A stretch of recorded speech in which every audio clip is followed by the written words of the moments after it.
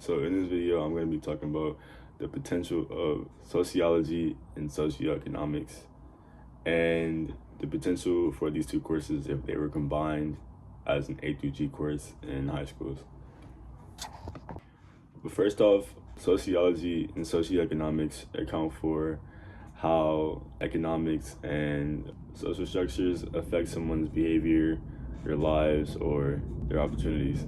Before I address this claim, I want to mention a popular idea, which is nurture versus nature.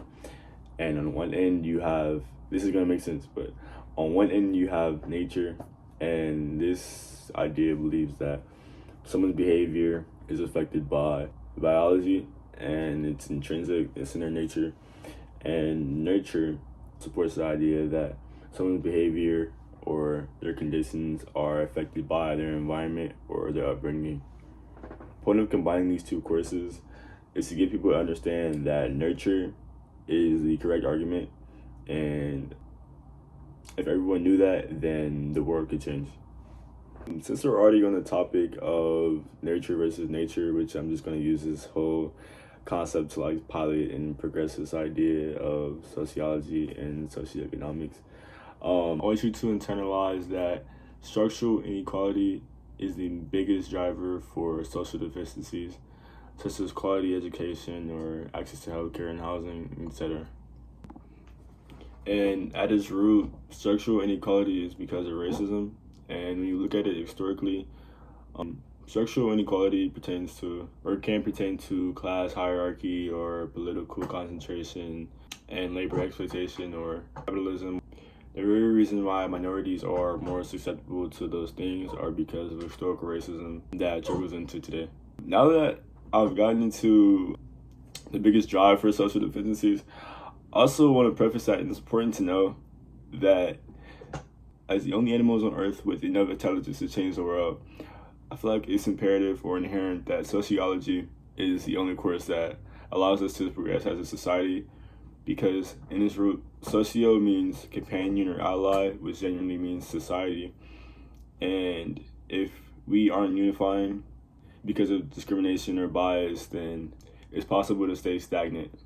This also gets me into my next claim, which is directly about racism and its main cause, which is ignorance, and it's been directly linked to ignorance. And this is a known fact, but I also want to like dive deeper into it and like mention the biggest argument for racism. Thomas F. Pettigrew. What Thomas F. Pettigrew did in 1979 is important now because he coined the term called UAE, and it was a study that was conducted that proved that most people believe in the nature argument.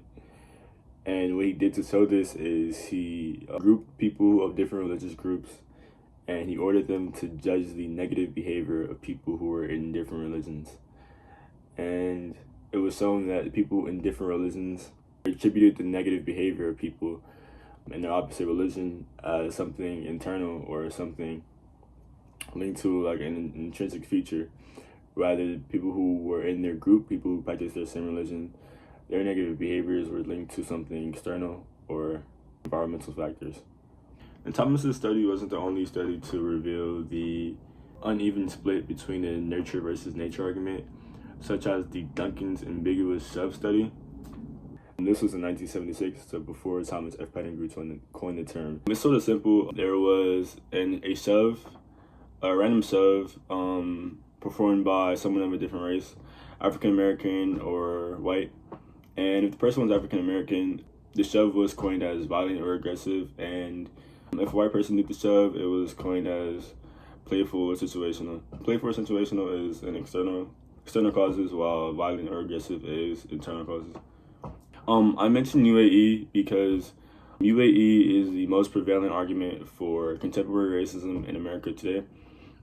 And I also mentioned this in relevance to sociology and socioeconomics because both courses provide an explanation for the nurture argument, which in other words means that these courses have the potential to significantly reduce racism, enlighten citizens of the systemic racism within America, and spark innovation among generations of America to fight the persistent race problem, that being the systemic racism within institutions. That honestly means that combining these two courses has the potential to change the world. For example, sociology and socioeconomic majors are responsible for a number of policy changes in government, the civil rights legislation, fair housing laws, education reform initiatives, labor protections, and anti-discrimination policies. These outcomes represent only a fraction of the potential of combining these two courses. To put it simply, I just want to finalize my argument by saying sociology and socioeconomics have the potential to combat many social defects that affect the world and its discourse today.